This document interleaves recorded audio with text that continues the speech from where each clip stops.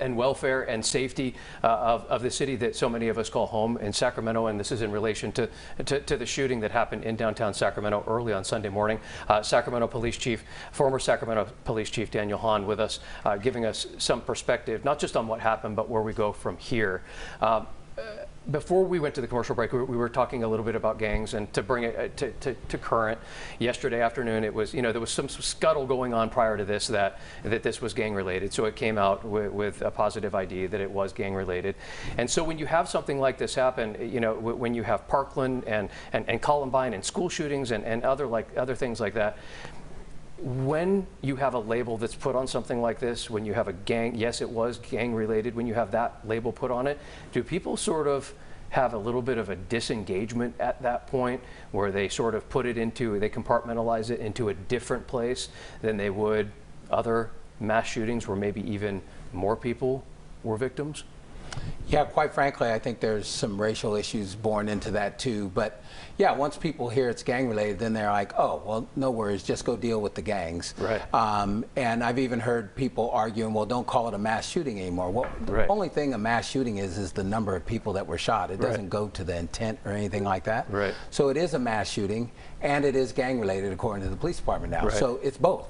But I do think people sometimes dismiss it, and then we no longer talk about mental health. We no longer talk about any of those things or long-term stuff. It's just gang related. Go get all those gang members, and we'll be done with this. Right, and related to those gang members, and this goes back to we talked a lot in the commercial break about you and where you grew up when you were young as a child, and you sort of have to back it up, and it's like, for someone that's looking into wanting to be a part of a gang, and there are so many reasons for that, but there's got to be sort of a space in their life or their personality or their upbringing or their sense family of belonging, or something. Like what is it that's what that gangs causes people to want to head in that direction? Because that's sort of number one, right? Because you're looking at kids that are 5, 6, 7 years old looking out their window, and they're like, holy cow, look at what's happening outside my window. I need to be protected from all that, right? And there's their avenue. Well, and that's what people believe that gangs provide, that they really don't. When it comes down to crunch time, they really don't provide you the family. But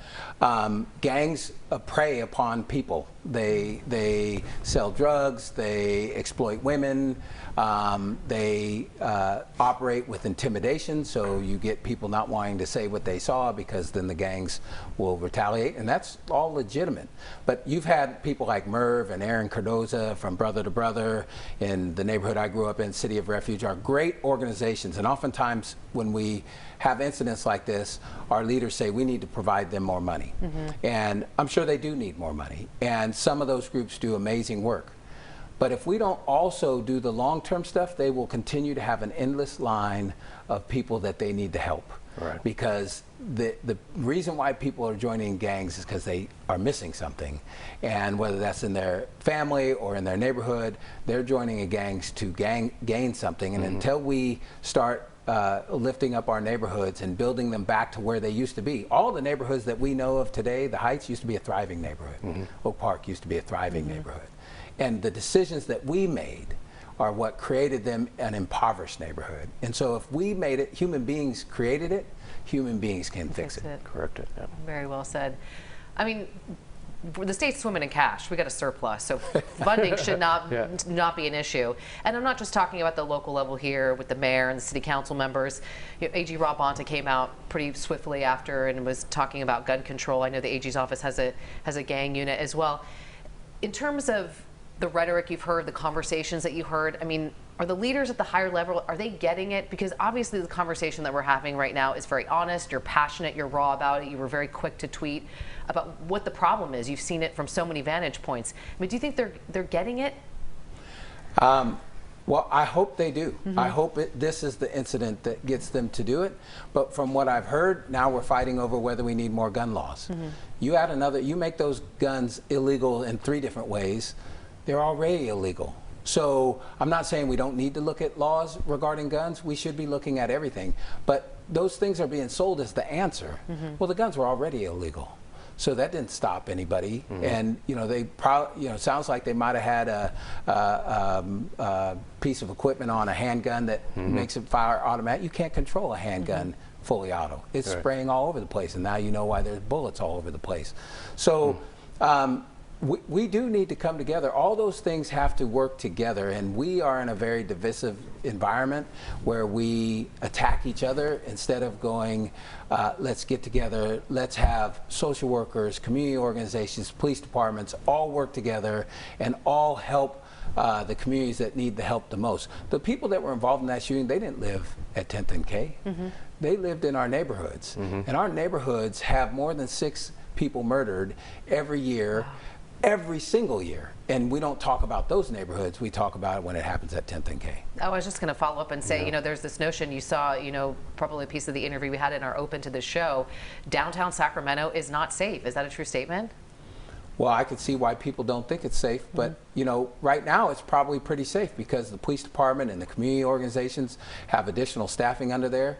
But the problem is that's not sustainable because those additional police officers, for example, that are working in the K Street downtown area, they were taken from somewhere else. So that somewhere else, they were doing a critical job somewhere else. So somewhere else has now got less staffing. And so you have a police department that's understaffed. You have just come through COVID. Downtown's trying to recover. The neighborhoods are all trying to recover. We've had protests throughout our city. So it's just like the perfect storm has happened in the last couple of years. And we will see it again. The week I retired, a reporter asked me if I thought that protests would happen again like we've seen in the last couple of years. I said, I don't think I know. What have we done to stop them? Right. What have we done to ensure that people don't feel the way they felt that caused them to go into the streets and do vandalism and other things that happen? What have we done to change that feeling? If you look at the Watts riots, the riots in Atlanta in the early 1900s, they all were talking and rioting and protesting about the exact same thing. We haven't gone very far on those core issues of race and equity and those sort of things that make some neighborhoods disparate from others. And I think there's also the conversation too, we feel as a society like two things can't be true at the same time.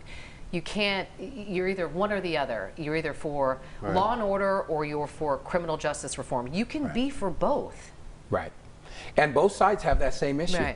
Right? If you say you want more social workers, then I feel attacked that like you're trying to take my job as a police officer. And in the other way around the other way. And the reality is I want the best people to handle each part of the call. So there are so many calls in our city that a police officer is going to have to respond to initially. But as soon as the threat or any type of violence is taken care of, we could probably hand that over if we had a really honed system. And we never really get to that stuff really well because we're too busy fighting the extremes and arguing over these things that they might make a little bit of difference, but they're sold as the difference, and they're not. Yeah. Well, hopefully this swing, as the pendulum, as you put it, hopefully this swing will take us with conversations like this into something that can be more constructive. And it seems like over and over again, one of the concepts that you've said it multiple times is division. Yes. And that division is caused by that swing from one end to the other. Yes. Agreed. Former Police Chief Daniel Hahn, we thank you for this conversation.